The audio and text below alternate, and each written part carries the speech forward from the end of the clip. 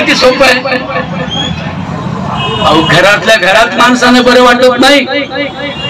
सख्या बहिणी सख्या जावा झाल्या बर का बायांनी, ही भाषा कळते ना. सख्या बहिणी सख्या जावा, एक थोरली एक धाकटी.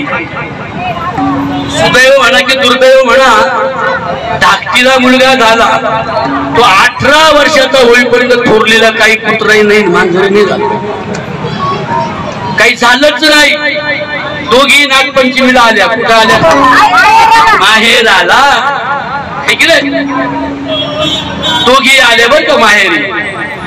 आई जवळ बसल्या दोघी येऊ.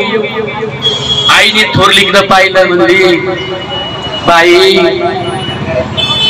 माझ्या बाईला धाकटीला एवढा मोठा योग झाला, 18 वर्षाचा, माझ्या थोरलीला काही नाही बाई.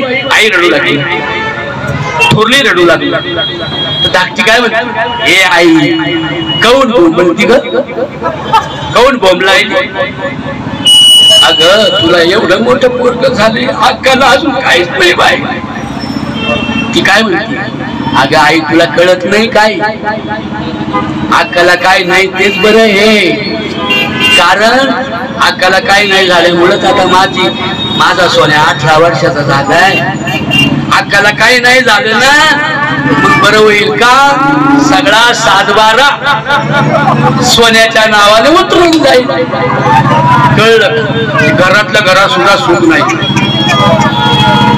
नेमकी ती थोरली बहीण मुंबईला गेली बर का, काय कर्मधर्म संयोगानं थोरल्या बहिणीला दिवस गेले ना, आवळी जावळी